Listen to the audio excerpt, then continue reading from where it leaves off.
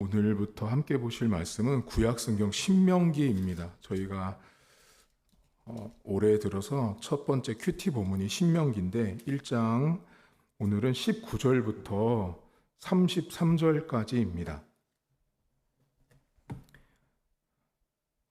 신명기 1장 19절부터 33절입니다.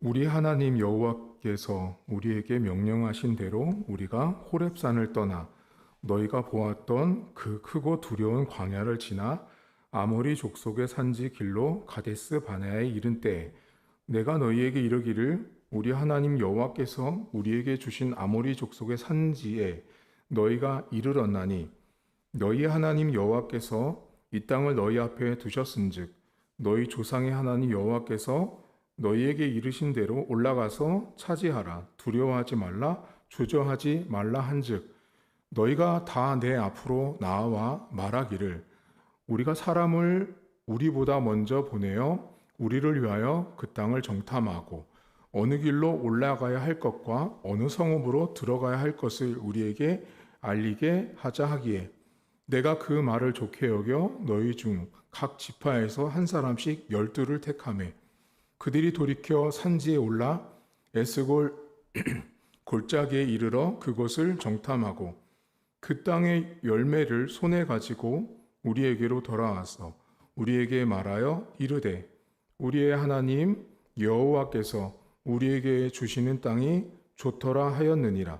그러나 너희가 올라가기를 원하지 아니하고 너희의 하나님 여호와의 명령을 거역하여 장막 중에서 원망하여 이르기를 여호와께서 우리를 미워하심으로 아모리 족속의 손에 넘겨 멸하시려고 우리를 애굽 땅에서 인도하여 내셨도다.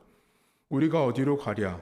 우리의 형제들이 우리를 낙심하게 하여 말하기를 그 백성은 우리보다 장대하며 그 성읍들은 크고 성곽은 하늘에 닿았으며 우리가 또 거기서 아낙 자손을 보았노라 하는도다 하기로 내가 너희에게 말하기를 그들을 무서워하지 말라 두려워하지 말라 너희보다 먼저 가시는 너희의 하나님 여호와께서 애굽에서 너희를 위하여 너희 목전에서 모든 일을 행하신 것 같이 이제도 너희를 위하여 싸우실 것이며 광야에서도 너희가 당하였거니와 사람이 자기의 아들을 아는 것 같이 너희 하나님 여호와께서 너희가 걸어온 길에서 너희를 아느사 이곳까지 이르게 하셨느니라 하나 이 일에 너희가 너희의 하나님 여호와를 믿지 아니하였도다. 그는 너희보다 먼저 그 길을 가시며 장막 칠 곳을 찾으시고 밤에는 불로 낮에는 구름으로 너희가 갈 길을 지시하신 자이시니라. 아멘. 신명기 성경은 이스라엘 백성들이 모압이라고 하는 평지, 모압 땅에 있을 때 모세가 설교를 하는 성경책이라고 보시면 됩니다. 그런데 이 신명기 성경은 이스라엘 백성들이 가나안 땅에 들어가는데 걸리는 시간이 11일이면 되는 장소에 도착을 했는데 그때 그 가데스 바나에서 정탐꾼을 보냈고 그때 하나님 앞에 불순종해서 10하루면 가는 길을 무려 40년 만에 도착을 하는 그래서 도착한 곳이 모압이라고 하는 곳에 와 있습니다. 모압 평지에 와서 모세가 설교를 하고 있는데 이 사람들이 광야를 보고 뭐라고 표현하냐면 크고 두려웠다라고 말합니다. 실제적으로 광야라는 곳은 밤에 가 있으면 두렵다고 하는데 오늘 성경에서 그 사람들이 크고 두려운 광야라고 했던 이유가 나오는데 아모리 족속 때문에 그랬습니다. 쉽게 말하면 싸워야 됐거든요. 그 사람들을 정복하고 그 사람들을 내쫓아야 되는 상황이 되었기 때문에 이스라엘 백성들이 힘들어했고 또 결과적으로는 불순종을 하고 했습니다. 근데 하나님께서 주저하지 말고 가서 차지하라고 했음에도 이스라엘 백성들이 여전히 그 사람들은 우리보다 크고 우리는 그때 다른 성경에 보면 메뚜기 같다라고 표현할 정도로 이스라엘 백성들은 자존감도 또 전쟁할 능력도 싸울 의지도 없는 그런 사람들이었습니다. 근데 문제는 여러분 27절을 잠깐 보시면요. 이 사람들이 그때 그 상황을 이제 모세가 회고하면서 너희 출애굽한 1세대 조상들은 이랬다라고 지금 여기 모압에 와 있는 후손들에게 말을 하는데 뭐라고 말하냐면 너희 출애굽한 1세대 백성들이 정탐하고 와서 그 소리를 다 듣고 장막 중에서 27절 장막 중에서 원망해요. 여러분 교회 원망은요 어디서 자주 하는지 아세요? 집에 가면 많이 합니다. 다른 데서 많이 하지 않고요. 장막에 가서 집에 가서 목사님 흉도 보고 교회 흉도 보고 장로님, 권사님, 집사님들 흉도 보는 것이 사실은 장막입니다. 여기 장막 중에서 원망하여 이르기를 이 사람들의 모습이 나와요. 여호와께서 우리를 미워하신대요.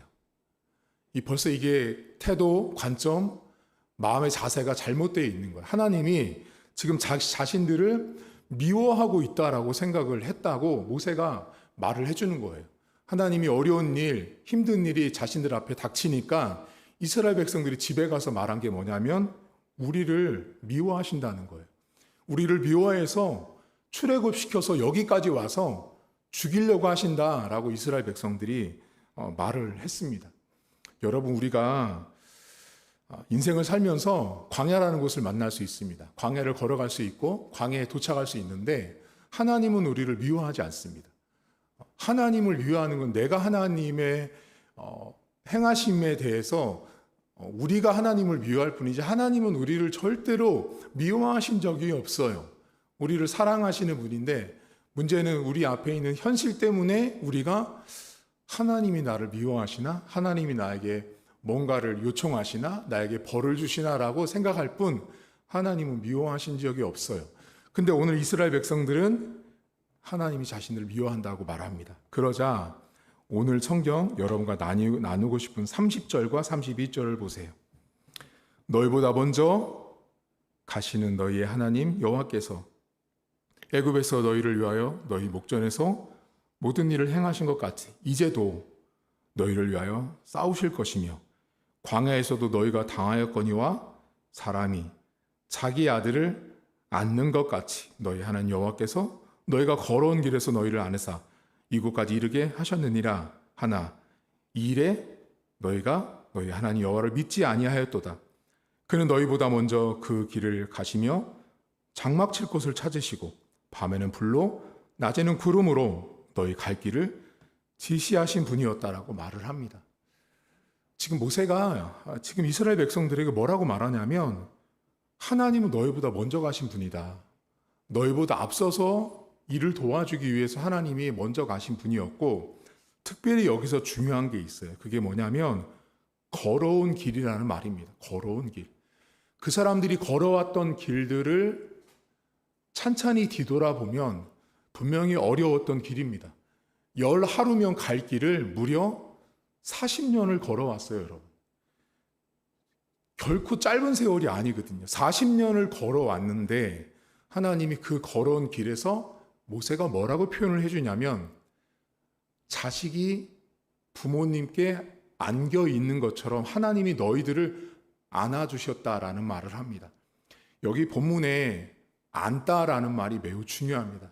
그래서 예전에 돌아가셨지만 고옥하는 목사님이 이 안아주심이라는 책을 쓰시면서 이 히브리어 나사라는 말을 보시고 안아주심을 가지고 예전에 살아생전에 책을 쓰셨던 부분이 바로 여기입니다. 하나님이 안아주시는데 여기 안다라는 말이 히브리어로 나사라는 말이에요. 이 나사라는 말은 짐을 져주다라는 뜻이에요. 짐을. 내가 지고 있는 짐을 하나님이 짐을 져주셨다라는 말이죠. 근데 느껴지지가 않죠, 사실은. 내가 짐을 지고 있는 것 같지만 하나님이 짐을 져주고 하나님이 지금 내가 걸어온 길에서 함께 동행하고 있었다라는 거죠. 그래서 여러분 아마 자주 보셨을 텐데 이렇게 사진 같은 거 보면은 영상에도 종종 나오는 게 어떤 사막길을 걸어가는데 내가 걸어가고 있지만 나를 업고서 가고 계신 주님 이렇게 해가지고 그림을 그린 것들을 보셨을 거예요. 그 모습이 오늘 성경에 나와 있는 모습과 흡사합니다. 그런데 여러분 여기 보시면 하나님이 짐을 이렇게 안아주셔서 짐을 져주셨잖아요. 근데 여기서 우리가 좀 고민해 볼 게 있어요. 우리는 어떻게 하는지 아세요? 시대가 많이 바뀌다 보니 사람들의 생각이 많이 변화됐는데요. 예전에는요, 우리가 20년 전 우리 할머니 권사님들이요, 그 사막을 걸어가는 주님께서 이렇게 우리를 탁 업고 가시는 모습을 보면 주님, 그 어르신 권사님들은 참 너무 눈물 나게 감사하고 막 그 하나님의 은혜에 고맙다고 말을 해요. 그 옛날에 우리 신앙이 좋으셨던 우리 권사님, 장로님들, 어르신들은 그랬어요. 지금의 세대가 바뀌었잖아요. 여기 지금 출애굽 1세대가 바뀌고 이제 2세대가 바뀌었는데 우리도 세대가 바뀌었잖아요. 지금은 어떻게 생각하는지 아세요?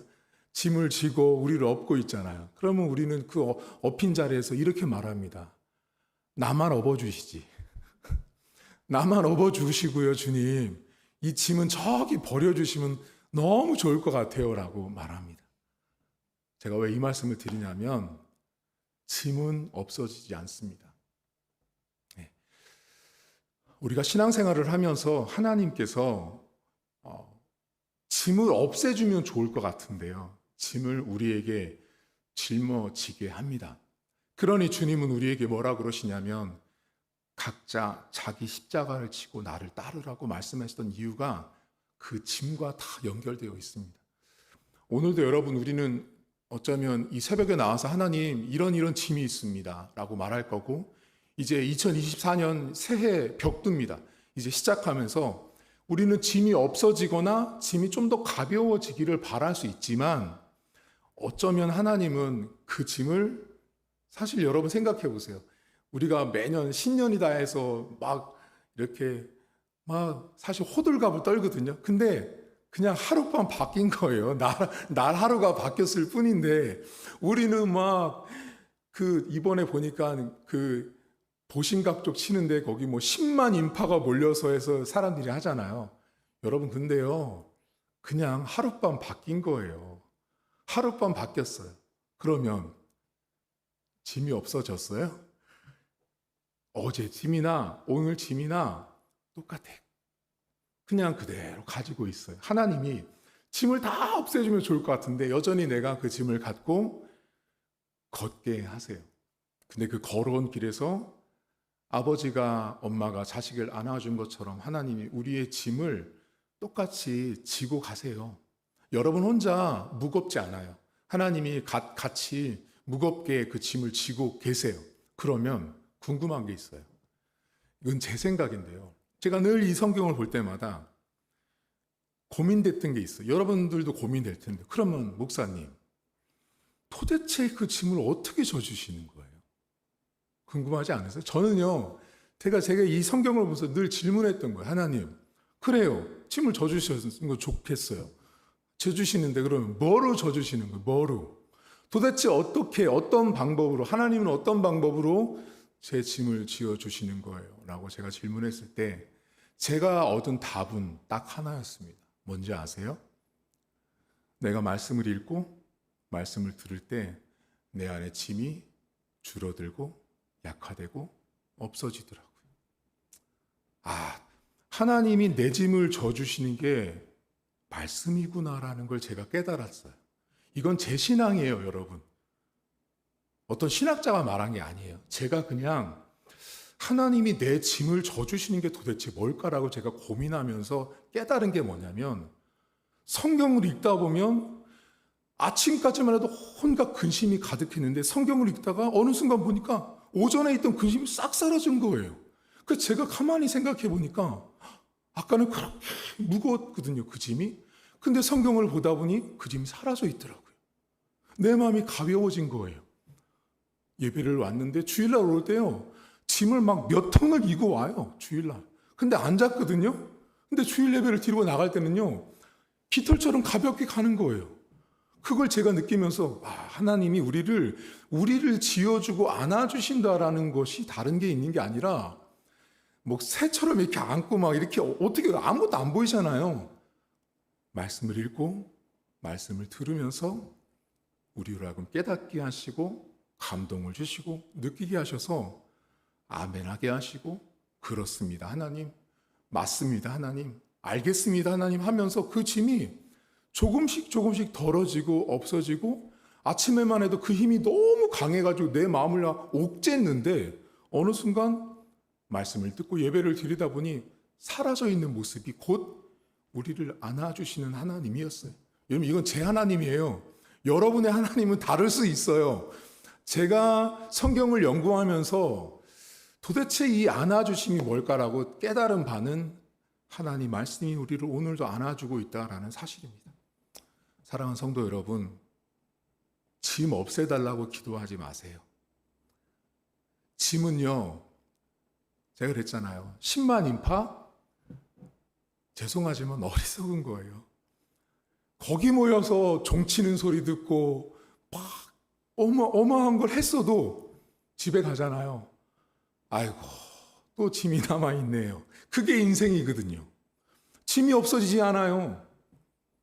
그래서 신앙생활을 해야 해요.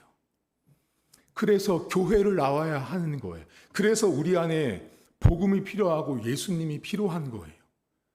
그 사람들, 10만 사람들 집에 다 돌아갔다고 보세요. 하룻밤 자고 일어났죠? 또 오늘 출근해야 돼요. 또 직장 가면 저 싫은 사람 또 만나야 되고 저 힘든 일을 내가 또 해야 되는 거예요. 우리의 짐을 더는 건 하나님 말씀을 듣고 읽는다라는 사실을 기억하셔서 올 1년 동안 여러분 짐이 예를 들면 오늘 10개잖아요. 자, 1년을 10개로 시작했어요. 그러면 여러분이 예배와 말씀을 꾸준히 듣잖아요. 제가 장담하건대, 이건 진짜 장담하건대 그 10개의 짐이요. 12월 됐을 때는요. 9개가 떨어져 나가고 1개만 남을 겁니다. 그게 말씀의 힘이에요. 말씀을 통해서 여러분들의 짐을 가볍게 하시는 하나님을 오늘도 만나는 하루가 되었으면 좋겠습니다. 하나님 아버지, 우리를 안아주십니다. 우리가 걸어온 길에서 우리를 안고 계시고 우리를 사랑하시는 하나님 아버지, 늘 제 안에는 고민이 있었습니다. 하나님, 도대체 하나님이 어떻게 안아주실까?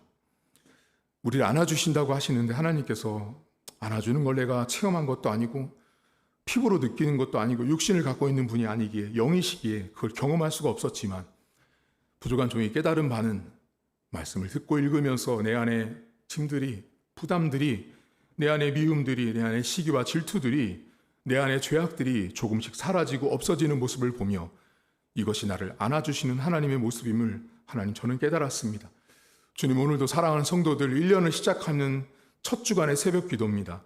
하나님 아버지, 올 1년도 어쩌면 하나님께서 우리에게 있는 무거운 짐들을 사라지게 하진 않지만 우리로 하여금 그 짐을 바라보는 태도도 바꿔주시고 그 짐을 바라보는 믿음의 눈과 시야를 주셔서 그 짐을 통해서 하나님이 나를 어떻게 성장시켜 주시고 연말이 되었을 때 또 다른 하나님의 은혜가 무엇이었는지를 고백하는 이 한 해가 될 줄 저희들은 믿고 출발합니다. 오늘도 하나님, 우리의 짐을 하나님께서 함께 지우고 계시고 함께 안고 계시는 하나님 아버지를 오늘도 기억하게 하시고 사랑하는 성도들 모두가 말씀을 듣고 묵상하면서 말씀을 들은 이후에 우리의 심령이, 우리의 삶의 모습과 태도와 자세가 가벼워지고 없어지는 은혜들을 누리면서 하나님이 나를 말씀을 통해서 안아주고 있음을 우리 성도들 모두가 경험하는 오늘 하루, 이번 한 주간 될 수 있도록 은혜를 베풀어 주옵소서. 감사드리며 예수님의 이름으로 기도하옵나이다.